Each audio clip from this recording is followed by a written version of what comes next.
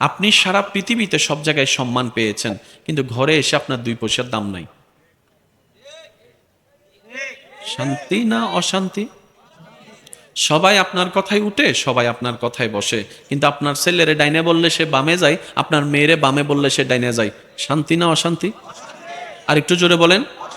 সবাই আপনার জন্য কলিজা কাইটা খাওয়াই দিচ্ছে, কিন্তু আপনার জামাই আপনাকে ভালোবাসে না। শান্তি না অশান্তি? জোরে বলেন না। সবাই আপনাকে পাওয়ার জন্য পাগল, কিন্তু আপনার বউয়ে আপনাকে 2 পয়সার দামও দেয় না। শান্তি না অশান্তি? তাহলে আপনি সারা দুনিয়া ঘুরে যদি ঘরে ঢুকে শান্তিটা না পান, টোটাল হিসাব জোরে বলতে হবে যে টোটাল হিসাব। আর আমরা কি জানি চাই? আপনারাই তো বলেছেন একটু আগে, আমরা কি জানি চাই?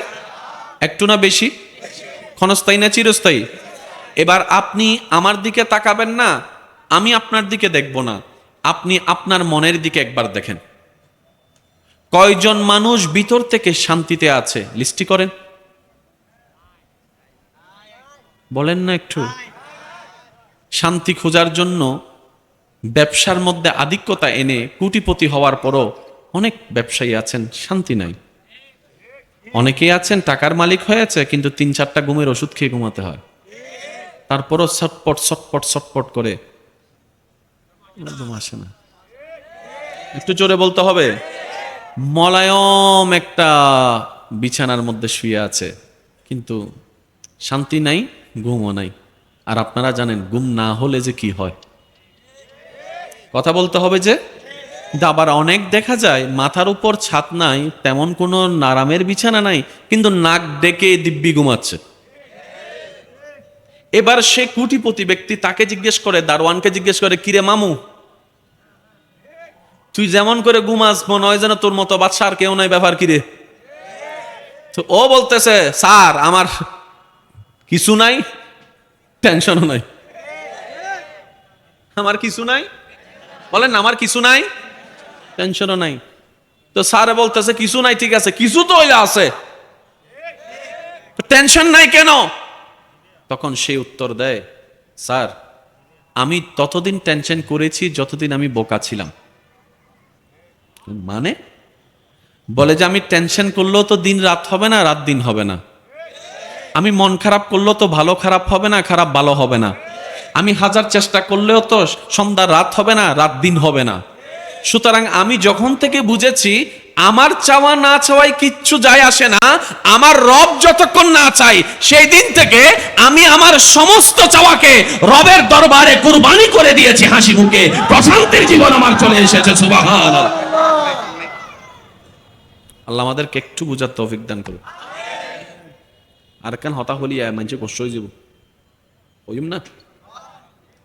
আর দুনিয়া ফল হয়ে যেত না ভালোবাসার লাই নামাতের তো। আই লাভ ইউ হইলে কি হওয়া দেয়,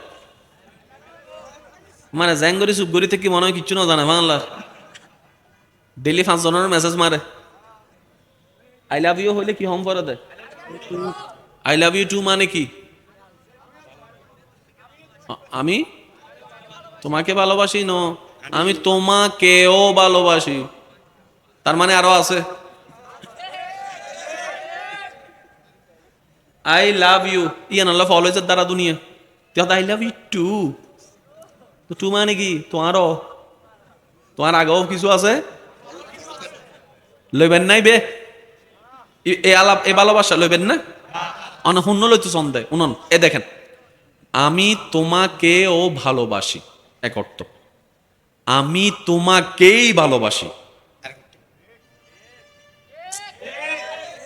আমি তোমাকেও চাই, আমি তোমাকেই চাই। নিবেন কোনটা? তোমাকেও নাকি তোমাকেই? পাচ্ছে কোনটা? তোমাকেও। চাচ্ছে তোমাকেই। এবার বুঝছেন না? কিনলে 6 মাস বাদে আই হেট ইউ।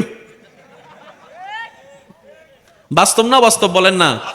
আর সিডেঙ্গা হতা কেন, কারণ হতা ক্লিয়ার আছে, বাজে নিজে বাঁচিলে আর বাসা আপন বাসন ফুরিব, অবদ্ধ অনর বাসা অনর, আর গড় আয় সাইর অনর গড় অনশন।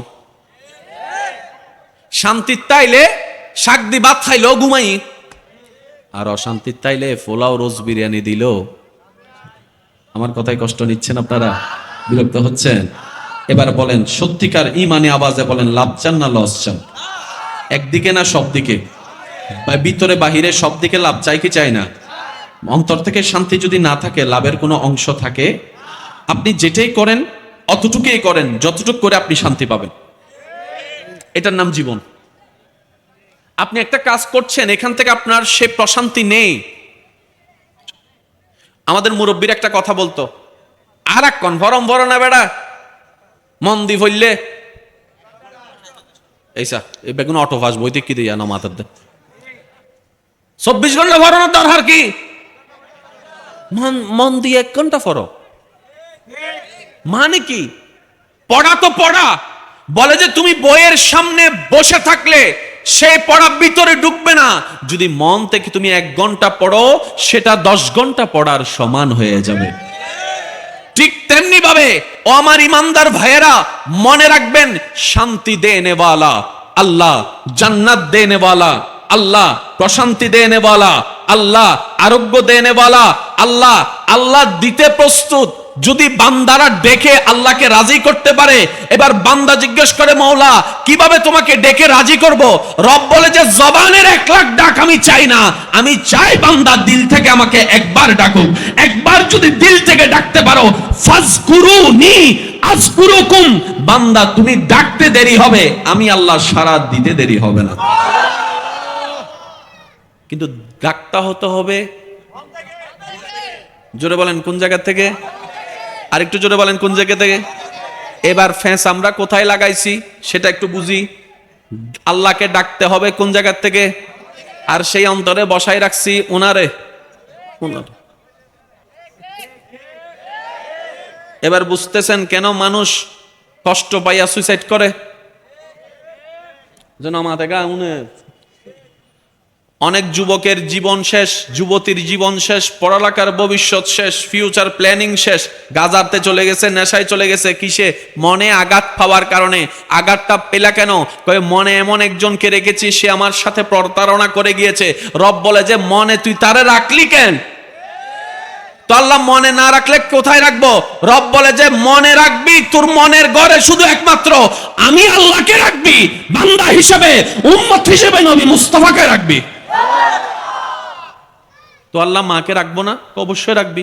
বাবাকে রাখবো না? অবশ্যই রাখবি। স্ত্রীকে রাখবো না? অবশ্যই রাখবি। স্বামীকে রাখবো না? আল্লাহ বলে যে অবশ্যই রাখবি। তো আল্লাহ তোমাকে এবং তোমার রসুলকে রাখলে আমি ওগুলাকে রাখবো কিভাবে? রব বলে যে তুমি বুঝো নাই, তুমি নিজ দায়িত্বে আমাকে আর আমার রসুলকে রাখো।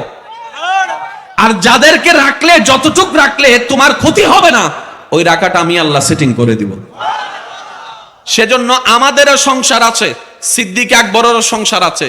আমাদের সংসার ওনাদের সংসারের নিয়ম পুরাটাই ভিন্ন। একটু জোরে বলতে হবে রে ভাইয়া। আমাদের জীবন আছে, আল্লাহর ওলিদেরও জীবন আছে। ওনাদের জীবনী দেখে মানুষ সুবহানাল্লাহ বলে, আর আমাদের জীবনে দেখে মানুষ বলে যে জুন অমরস। কথা বলতে হবে যে ভাইয়া। আমার কথা কি কষ্ট নিচ্ছেন? আমি বারবার বলছি, আমার বলাটা আমি আমাকে